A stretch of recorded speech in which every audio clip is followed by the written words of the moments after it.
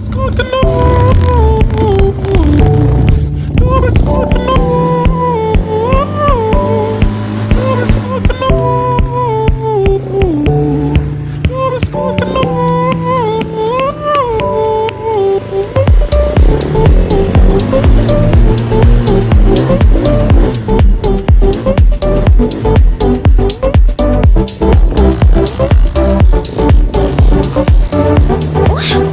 Ja. Ich werde mir nie gerecht, denn ich bin zu mir nie gerecht. Babsi vs. Shirin David, das nenn ich ein Titelmatch. Für mich ist das Schwerste erst Familie oder Karriere. Ich entschied mich für das Zweite, wie Elisa.